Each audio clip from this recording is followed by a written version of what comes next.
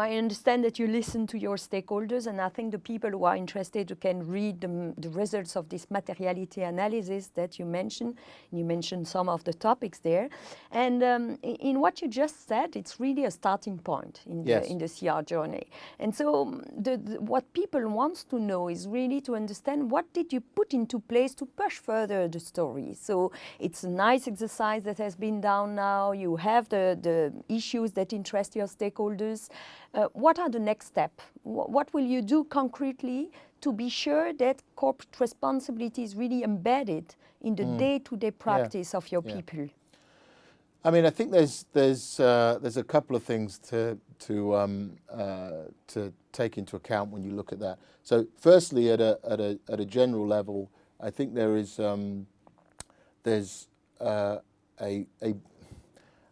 broad engagement that needs to continue to happen, because what we need to make sure is that the whole corporate responsibility, or actually I prefer the sort of sustainable business moniker, is something that people do not see as a HR issue or a publicity issue, that this is core to who we are, what we are, and how we will continue to be relevant and how we will continue to succeed in the years to come.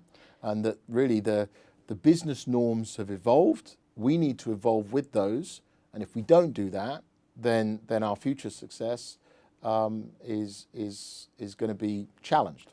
So you try to establish a kind of business case to motivate people to say, okay, it's the right way to go for the future, for the society, but also for the company. Yeah. Is this what you mean? And that's, and so to basic, so that's exactly what I mean.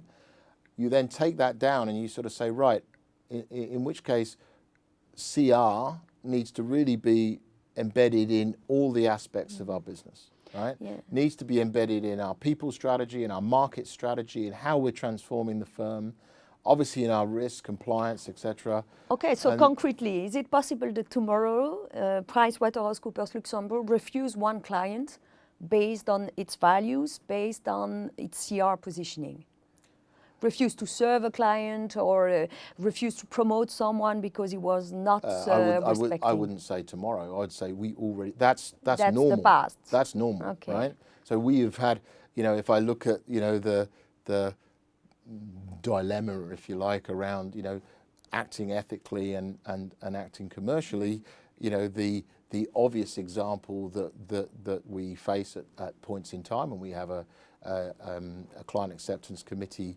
Obviously in the firm that will consider what we would see as challenging cases, but there are times when we have companies that want to use us, and for whatever reason, it might be the nature of the business they're in, it might be how we see them operating, then we basically say no, it's not aligned with the values that we aspire to, and we are not the right fit for you. So that's something that's already done, and something that will continue to be done.